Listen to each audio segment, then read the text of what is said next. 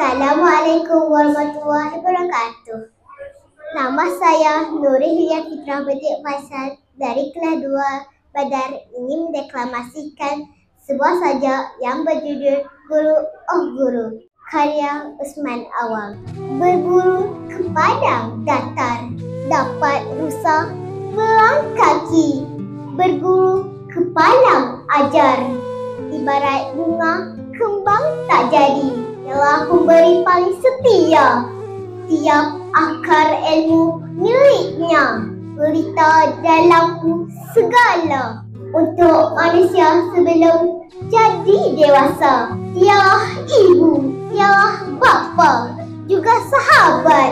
Alur kesetiaan mengalirkan nasihat, pemimpin yang ditauliahkan segala umat.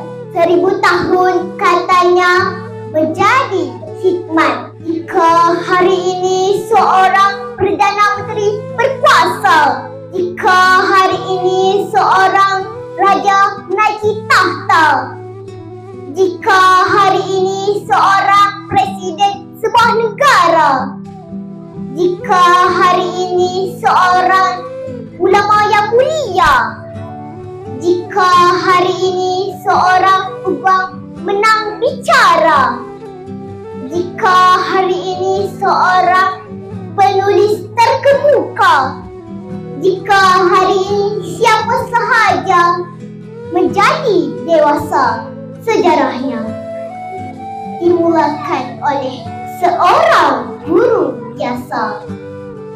Dengan lembut sabarnya mengajar tulis baca, di mana-mana dia berdiri di muka muridnya, di sebuah sekolah mewah di ibu kota, di bangunan tua pola Hulu Terengganu.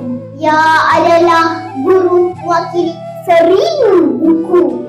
Semakin terpencil duduknya di ceruk desa, semakin bererti tugasnya pada negara.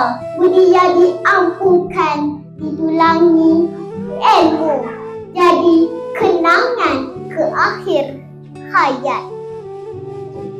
Sekian, terima kasih.